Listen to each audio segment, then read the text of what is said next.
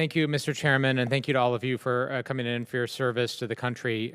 Real quick, under the prior administration, they made a decision to move Space Command from Colorado to Alabama, and there's significant allegations of improper process.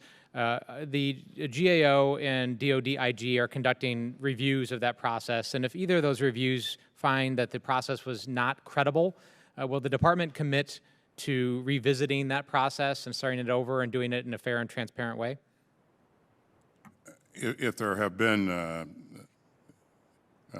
things that were improperly or illegally done, then certainly we'll revisit that.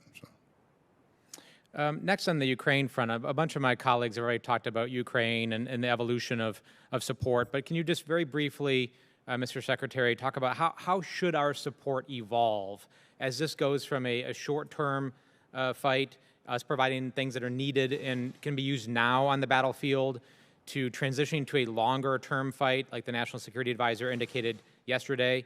How does that change the nature of our support?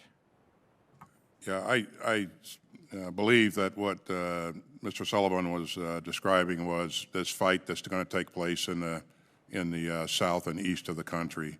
And it will take, as he described it, probably weeks for that to play out versus days.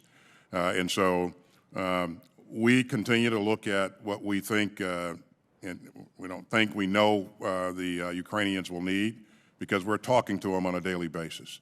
And it'll be a lot of the same things that we provided already, but we look for things that also can provide them an advantage in this fight.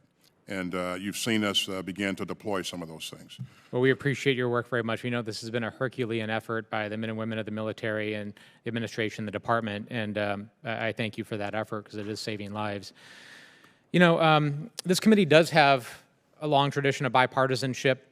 There are people that have served, many people have served in uniform, but there are a very small handful of folks that don't understand service, that don't understand sacrifice, that attack and malign you and your service, somebody who has dedicated your entire life to service, who sometimes will compare our military to other militaries, call us woke, make up these contrived boogeymans of socialism or pull out lectures at universities.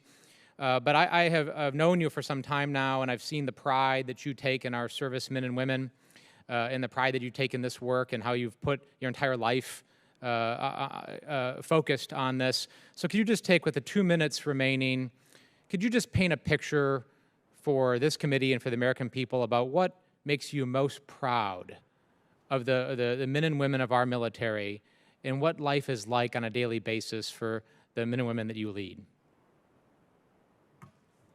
Thanks.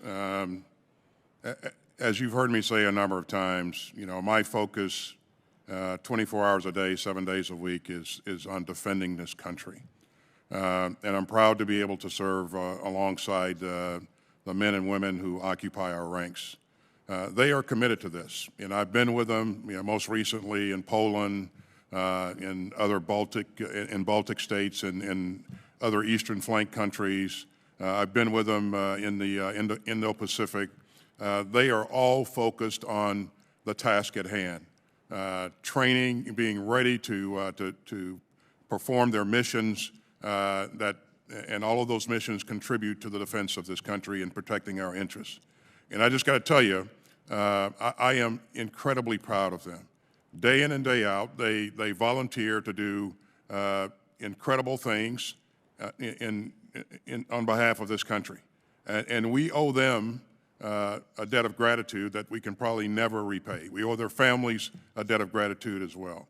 But they are smart, they are fit, they are focused, and they spend 99% of their time focused on defending this country and developing additional capabilities that they'll need to be successful on the battlefield. So any notion that they're woke or that our military is woke, you know, I take issue with that, and because it's just not true. It's a false narrative, and they deserve better than that. I couldn't agree more. They do deserve better than that, and they're getting better than that in your leadership, and frankly, the leadership and the focus of most people on this committee who take this work seriously, who are engaged in very difficult policy discussions and know the threats that we face. I appreciate your leadership Chairman Milley's leadership. And Mr. McCord, you are more appreciated than this hearing probably indicates, but we appreciate your work as well. Mr. Chairman, I yield back. Thank you very much. Mr.